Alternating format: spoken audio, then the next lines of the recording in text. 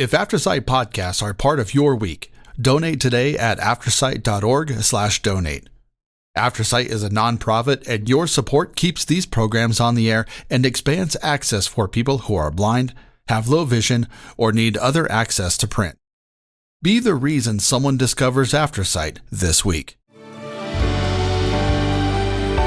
Hello, I'm Kim Wardlow. I am your host for our Navigating Life with Vision Loss and AfterSight podcast.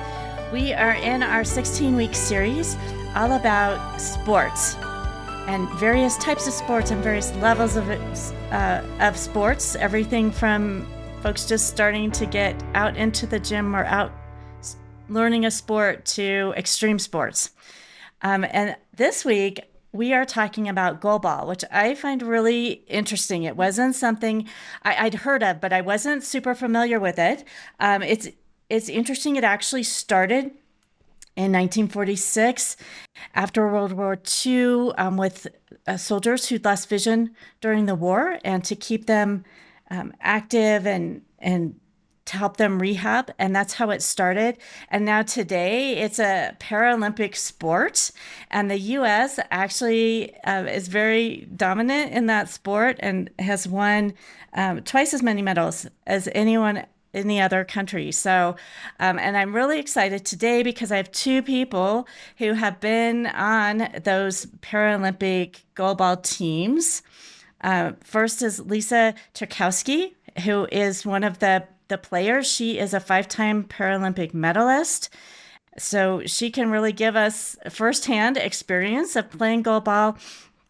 And then also EJ Whitney, who is one of the coaches who travels and works with the Paralympic team. So I have both of them on today. So welcome, both of you, Lisa and EJ.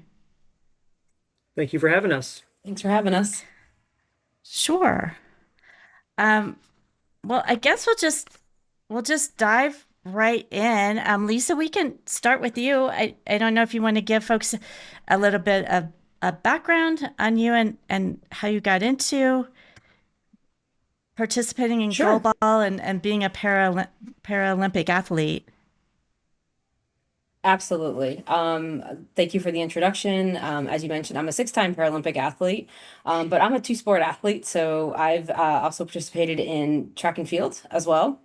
And my integration in goalball was when I was a teenager, and an adaptive physical education teacher had come to my public school in New Jersey and was showing me some different adaptive sports. At that time, I was getting involved in mainstream sports like track and field. And he thought it would be a good idea to show me what goalball was. And to be brutally honest, I was not interested at all for several years. It didn't make a lot of sense to me.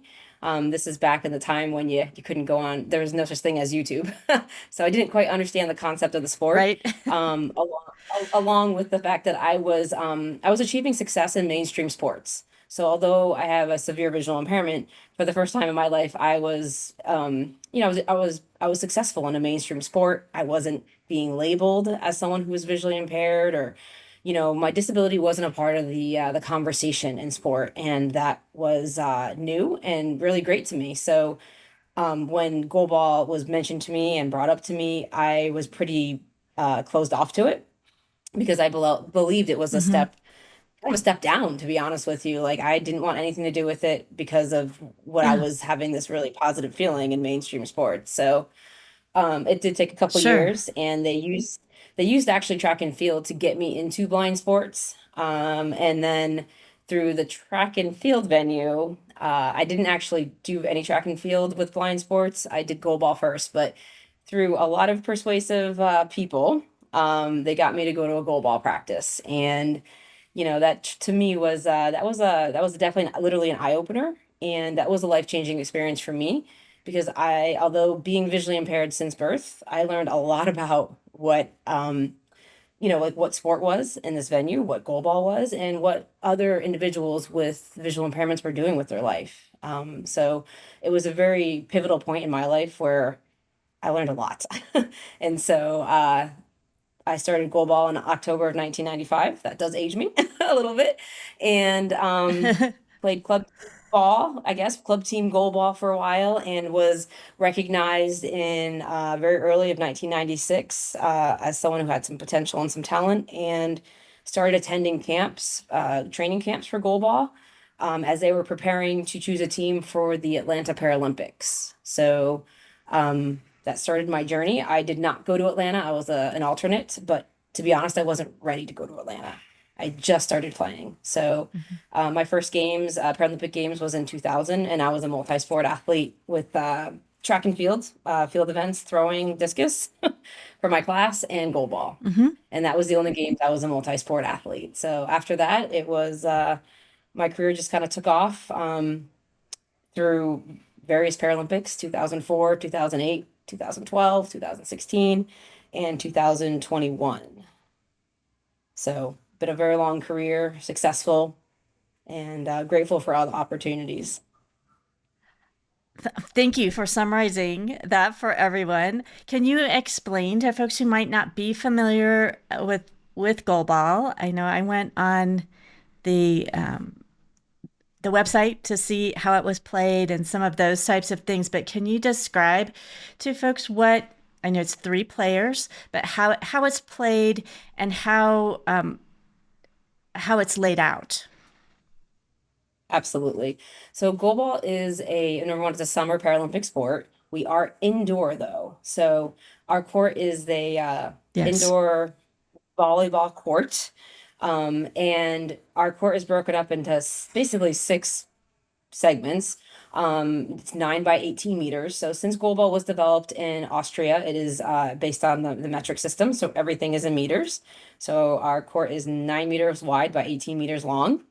And what happens with our court is we are playing 3-on-3, and we are using the what would be the serving line in goal in volleyball, actually, on each side as our goal line. And the defensive objective is that you are throwing yourself in front of a ball that's moving at you. Now the ball is rolled down the court at a very, very fast pace. I don't like to use the word roll, but it is rolled at a very fast pace. And the throws now have a lot more, what's the right word? Like they have a lot more A lot more velocity and movement on yeah, the ball. there you go. Yeah, velocity and movement. So, I would say I compare the throwing side, not in the air, but on the ground, to like a pitcher in baseball.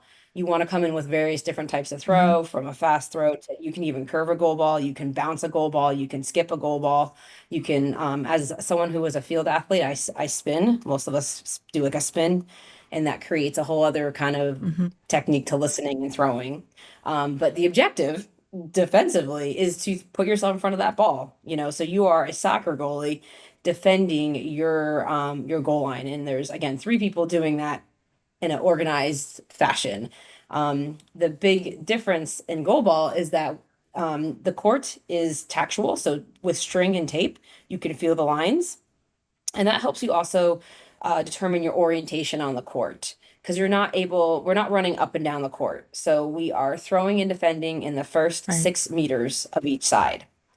And so you have a tactual court, and then to equalize the playing field, everyone has to wear a blackened out ski goggle or blackened out pair of eye shades. And this allows for no advantage. Be it vision or no vision, it doesn't matter. Right. Everyone is equal. It's an equal playing field. And that's something that we strive for in all sports. I mean, that's why a lot of visually impaired and blind folks aren't playing other sports, because you can't, the vision is the challenge. So this allows the vision to be taken out of the equation, and you are defensively, throwing yourself, placing yourself in front of a moving target to defend your goal. And then offensively, you are throwing the ball as hard as you can to score. To score into the net. So you're listening. If you're defending, you're listening for the ball. It has sound. And I've seen it described as bells. Is it bells? Yes, yeah. It's about the size of a basketball. It's got bells in it. It's hollow. It's dense, but it's very dense rubber, about 3 pounds. And yes, there are several bells in it, and you are listening for the sound of the ball, and that's how you determine where it's going on the court and how to place your body in front of it. So your main senses are our sense of touch, sense of hearing, to be able to play successfully.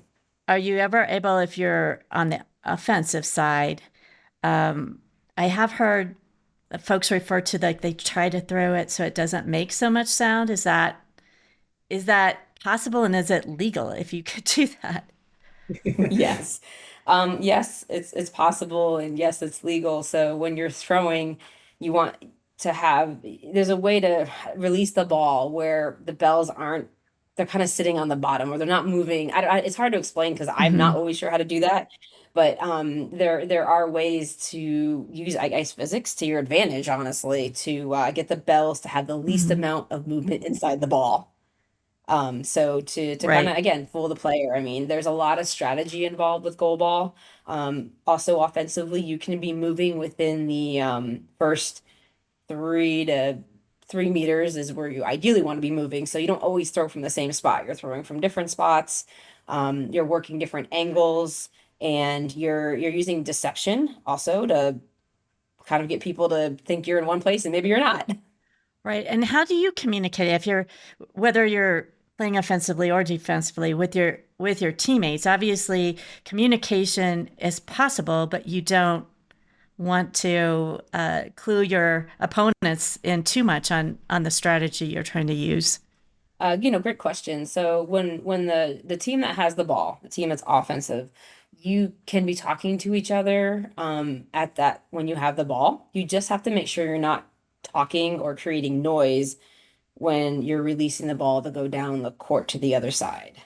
And then defensively, you can honestly talk amongst yourself as much as you want on the court because like Hmm. you're the one it's impacting you as a team defending.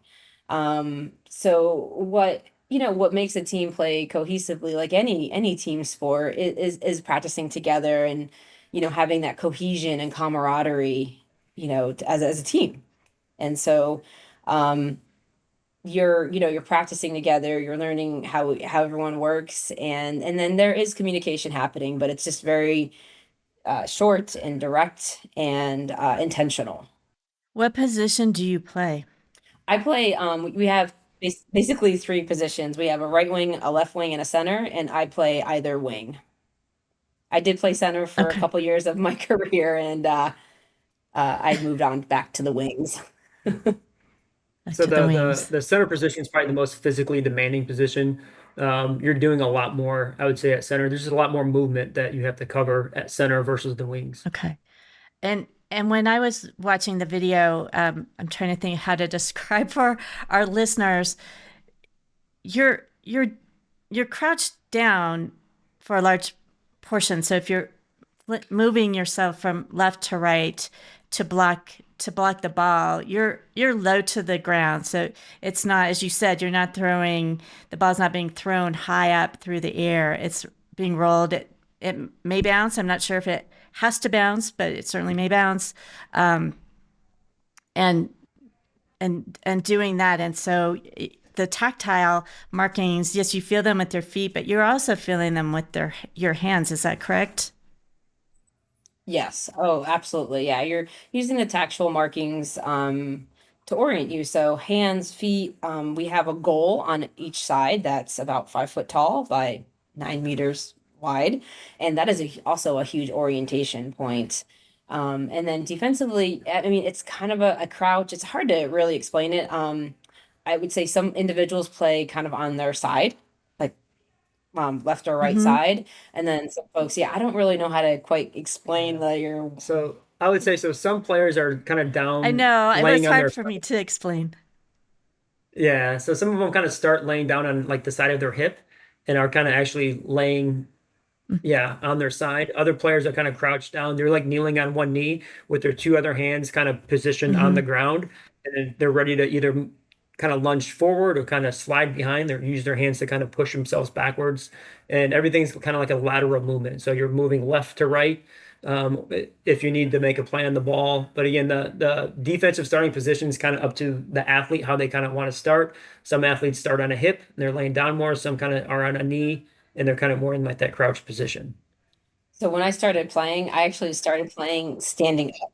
So like back when I started playing, that was the norm, is that athletes would be in like a, I would say like a softball ready defensive position. So you're on your feet, you're kind of crouched a little bit. That Yes. was the norm when I started playing. And then as the game has gotten faster, and using, kind of Okay. honestly some geometry and angles and such, it didn't make any sense to continue to play standing. There are a few athletes out there internationally that stand, but for the most part, athletes are playing low to the ground now. Hmm. And could you describe for our listeners what it's like to compete at the Paralympics? Like what that day looks like for you, or what you're feeling? Do you have a certain routine that you go through on competition days as a player? Sure. I mean, just with any time you're representing, our country, it's always it's an honor to be out there representing Team USA, and all the emotions go with it, from excitement to nerves. It's a very high demand, highly competitive sport, and um, it's it's rewarding to make Team USA and be able to be out there at the Paralympics, but come that comes with its pressure is a privilege, right? So our days Hmm. at the Paralympics are fairly routine. I sometimes don't exactly know where the days go, but your day is honestly revolved around when your game is at your competition, because from where your game is, then it kind of your schedule moves works around that. So with the Paralympics, you have to be at the venue a certain amount of time beforehand to have access to a locker room, to then have access to practice courts, to be ready to go out there at game time. And then you think about that. Okay, what does it take to be ready for a game? So how you fuel, what you eat, what you drink, goes into that. So like our meal schedule, when we have breakfast, snacks, lunch, dinner, all of that information goes into your day. And then also with like recovery and the medical side of things, preparing for a game, so what kind of medical athletic training resources do you need to be ready for that game? Be it taping, be it icing, or just all the different modalities out there to kind of get you ready. So, um, and then we're also, if we have like a later game, we'll be watching other goalball games, because you're also watching other teams compete to see what they're doing, and to actually be, scouting them to see, yeah, what are they doing, who's playing, what's going on. So um the days are pretty well planned out, honestly. I guess for either of you, what do you think is the most common misconception that people would have about goalball? Do you think or is there one, or do people just aren't that familiar with it? Maybe. Well, that's That's what I was part, gonna yeah, say. that's part of it, is the familiarity of goalball. We don't have a brother sister sport on the Olympic side. So, Hmm. wheelchair basketball. I mean, it's a you can make some comparisons. Obviously, there are some differences, but with Right. goalball, there is no comparable sports. We've taken all different pieces of other sports and our own rehabilitative side of it to create this, right? And so the Hmm. familiarity, and then I was just going to say, also providing education and awareness as to what the Paralympics are, because it's not a lot of people Hmm. have heard of the Paralympics. And so educating and teaching folks, yeah, what does the Paralympics involve, and what sports are involved, and what disabilities are involved as well. Okay.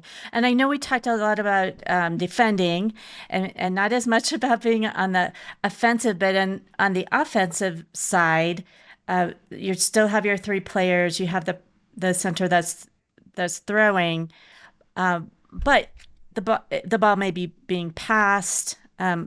What are the rules around the offensive side of things? So really, it all revolves around a shot clock that we can't see.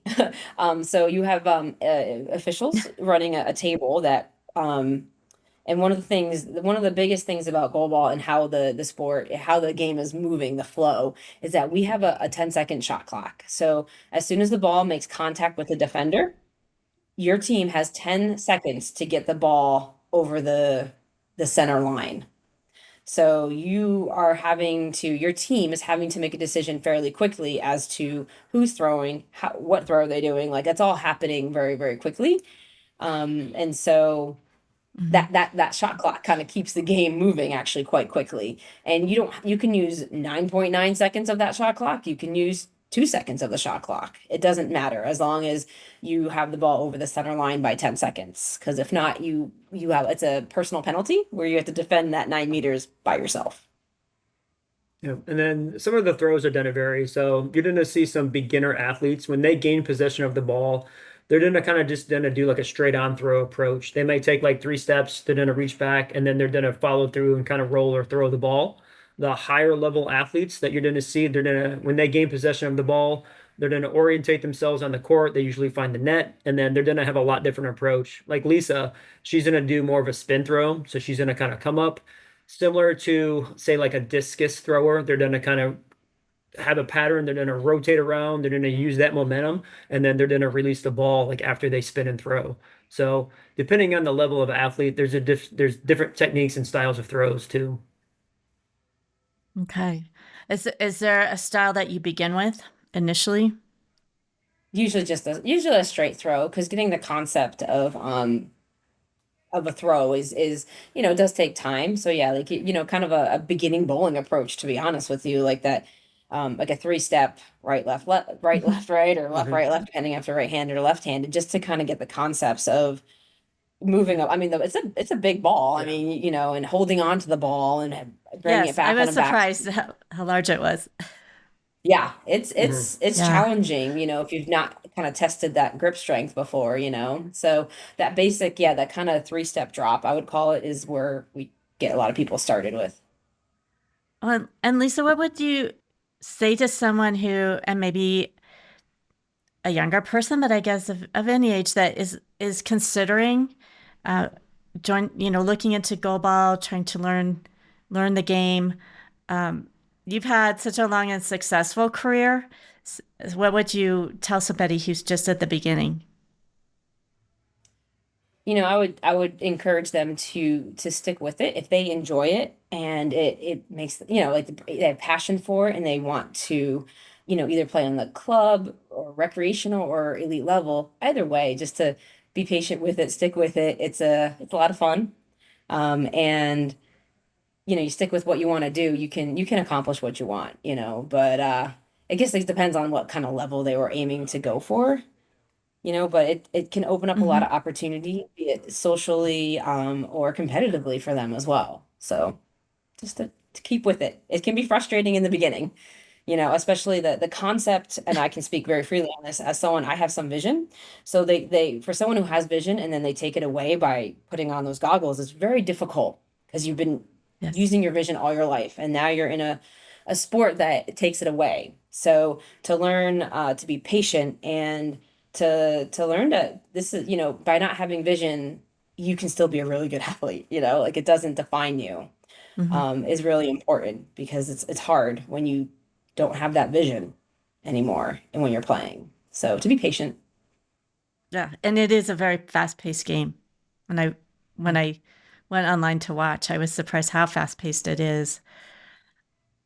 From a training perspective, what does training look like uh, as you're beginning and just learning basic skills, but then also as you're moving into training as a team? I mean, I think it depends on kind of like as on from the elite side of things or recreational, I guess is my question for you. Let's talk about the elite side of things, of what that would look like. So the elite side can look a little different. You definitely are, depending on where you live, your access to different practices. Here at Turnstone, we had a resident program. We had practice several times a week on the court practice, and then um, there's also the other side of things where EJ is also very involved, where you have to be doing strength and conditioning to supplement and be a better athlete. So you're maybe on the court 3 to 4 days a week, but you're also in the weight room three days a week, doing those Mhm. exercises to supplement. So it just kind of depends on, I guess, where you are, and with where you are training. Mhm. Right, right. Well, EJ, do you want to talk about your side of the game, kind of that behind the scenes and what you're doing as you're working with athletes? Gotcha. Yeah. So in my role, so I was the head strength and conditioning coach for both the men's and women's goalball teams. And really, I provided those services to our resident athletes here at Turnstone. So we're the U.S. men's and women's national team, relocated here and trained here full time.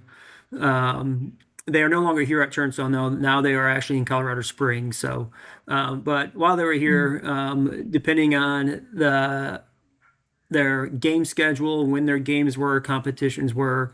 We created just a strength and conditioning program for them, depending on where they're at in the season. We had different cycles that they worked through for, preseason, in-season, maintenance, off-season, things like that. And it was my job really to help with injury prevention, providing exercises for them to, one, get better as an athlete, perform better as an athlete, but then also to help reduce injuries, overuse injuries, and things like that. So I had direct contact with all the athletes, and we had scheduled training sessions here at Turnstone where the teams had to be here, and we led team strength training sessions and took them through dynamic warm up, through stretching, through strengthening, and then recovery. So they started here in 2015, and then we've gone through all the way through 2024 before they relocated to Colorado Springs. Well, seeing athletes throw themselves across the floor to block the ball, I could imagine injuries that would occur that way. But you also mentioned overuse injuries. What are the most common type of injuries that you see? With the overuse injuries, so goalballs are a very repetitive sport, so they're constantly throwing in the same direction. And again, at the higher level, they're doing like a more like a rotational spin. So we did a lot of injury prevention. So they're the preventing overuse to where they're constantly rotating on the one direction, overuse on that one side. So we did a lot of bilateral working out. So we worked the opposite side of the muscles too of the body to not create bigger like muscle imbalances and things like that. And we just did a lot of like functional training and movement, trying to get the athletes to understand different movement patterns, being quick on their feet, being able to respond to the ball, react to the ball, and putting their body in a safer place to get hit by the ball versus being out of position and maybe getting hit like closer to the head or to the face or something like that. So really the most common injury probably is just more like, they're getting contusions a lot. That ball's getting thrown very hard. So we see a lot of different type of contusions, Right. bruising, things like that in the body. After international competition, the guys and girls are usually just bruised from head to toe. And then it's making sure that their recovery, they're taking time to heal and things like that. Yeah.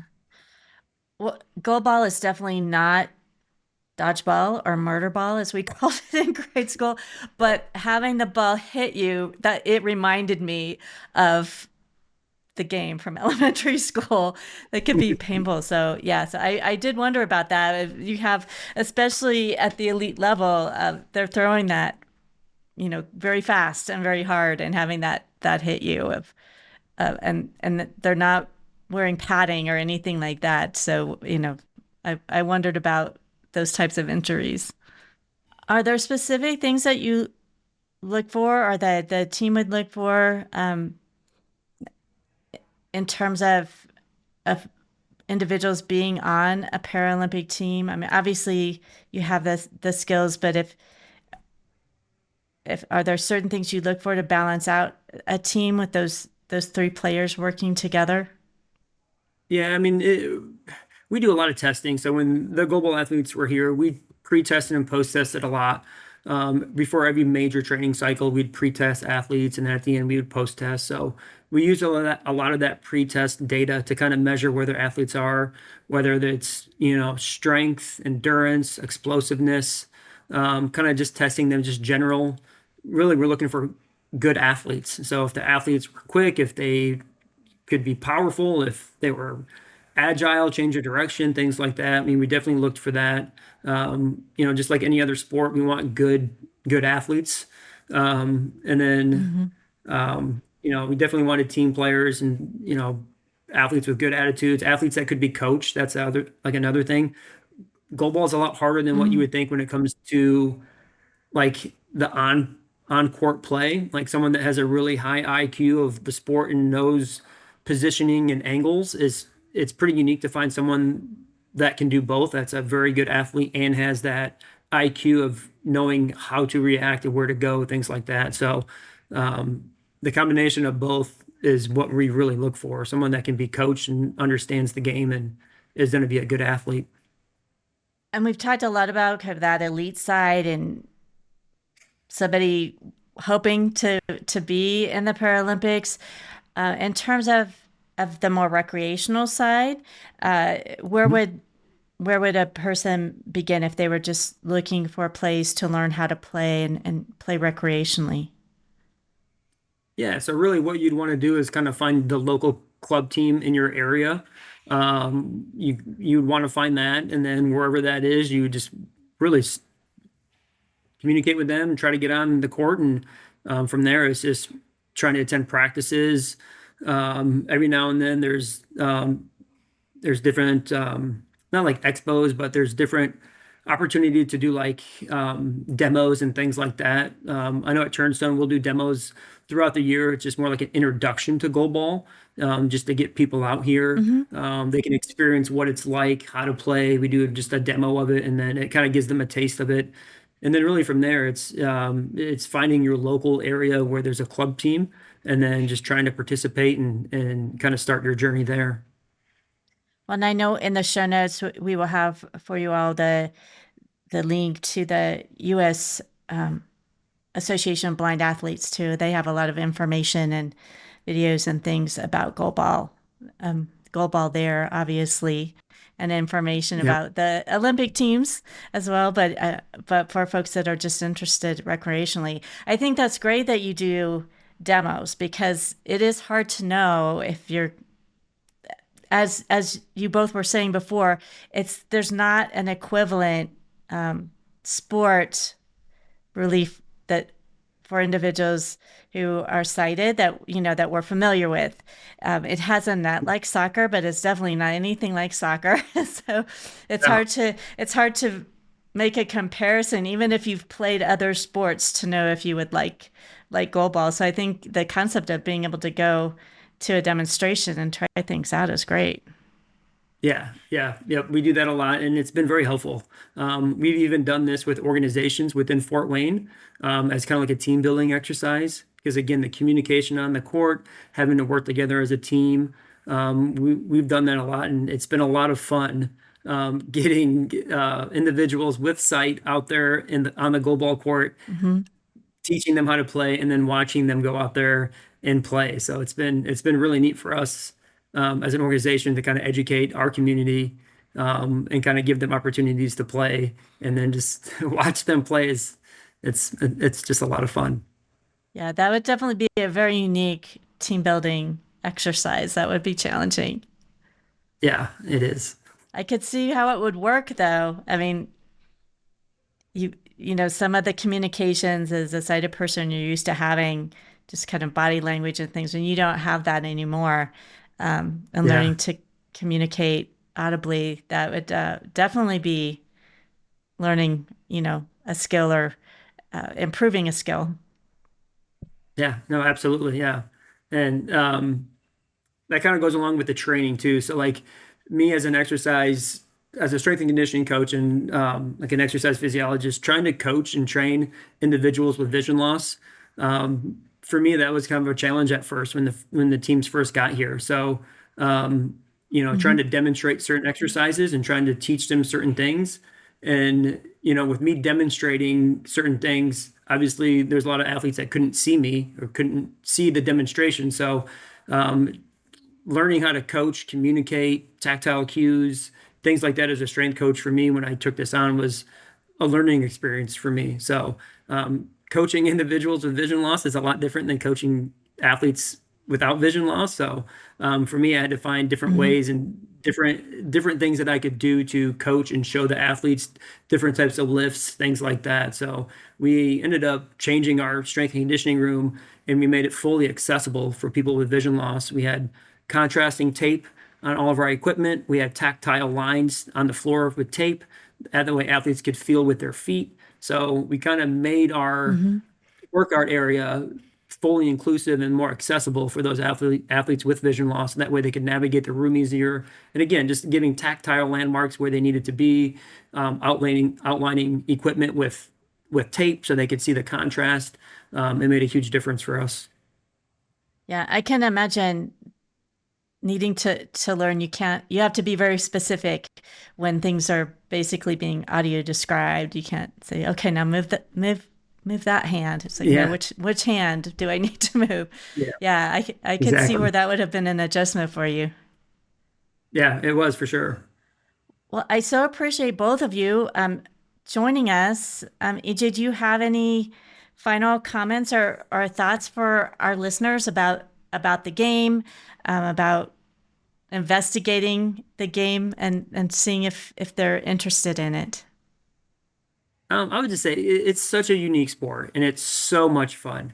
I think the hardest thing with goalball, again, it's just the education. It's describing the sport and getting it in front of people to see. Once you do that and once you see it and experience it, it is so much fun to play. So we have a lot of people within our community that aren't visually impaired, but they have been here. They've played the game and they love it. It's talked about within Fort Wayne, all over Fort Wayne, how goalball is a sport and they all love it here. So if you're thinking about it, definitely try it. And it is a lot of fun. Well, and I just thought one thing that I hadn't asked, but I do wonder, because when you see other types of sports and games, even golf now, which traditionally people were supposed to be quiet for, but I've noticed people are more vocal. Obviously, in this sport, it's really important that the audience, the observers, are quiet so that the players can hear that ball. How is that done? How do you encourage folks to please be quiet while they're playing? Yeah, so that was definitely different for us too. So learning the game and understanding the game. So we've hosted nationals here quite a few times at Turnstone, and when we host nationals, those games are in our big field house. And before every single game, the referees do a really good job. They turn to the crowd, the audience, and then they explain it and they let them know, like, there's no talking, there's no noise. So during the competition play, it is dead quiet. All you hear is the players and the ball. Now, after a goal is scored, they blow the whistle twice. And then after that, the crowd can cheer and it's loud and everything. Cheer. But during the play, it's keeping the crowd quiet. The referees do an excellent job. If someone is being louder than what they should be, the referees will stop play and they will turn to the audience and they'll let the audience know that they're being too loud. So, but yeah, it's a unique sport. Yes, I was say that's another very unique aspect of it. But I'm glad they're able that they allow people to cheer once a goal is made, because that kind of helps athletes keep going and keep that momentum up. So I'm glad that they can show that emotion at some point, even if they have to be quiet again. Yeah, I think it definitely, when there is a goal, because they do have to be quiet for so long, I think it helps because then everyone does. They go nuts. It gets super loud. The athletes can cheer and they yell, and then once they resume play, it's dead quiet again.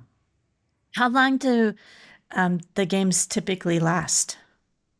It's 2 12-minute halves. So it's 2 12-minute stop. Like each half is 12 minutes, but it's stop play. If the ball goes out of bounds, the clock stops. So it's stop clock, but 2 12-minute halves. I think those are all my questions that I had for you, but I really appreciate your taking time to come on and give us your experience with the game and your thoughts for people that are wanting to explore trying goalball. It's my pleasure. Thank you for having us. Well, for all of you out there listening, check it out. I was surprised I'd heard about it, but when I really went on the USABA website, and they have videos, you can listen to what a game sounds like, you can see a game. It was actually really, really exciting to watch and to hear. So I would encourage you to do that, and we'll have information on where you can get some resources in the show notes. So be sure to check that out.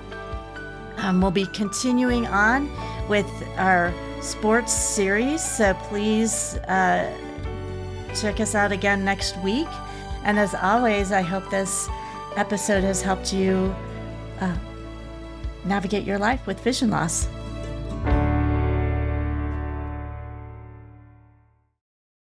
If AfterSight podcasts are part of your week, donate today at aftersight.org/donate. AfterSight is a nonprofit, and your support keeps these programs on the air and expands access for people who are blind, have low vision, or need other access to print. Be the reason someone discovers AfterSight this week.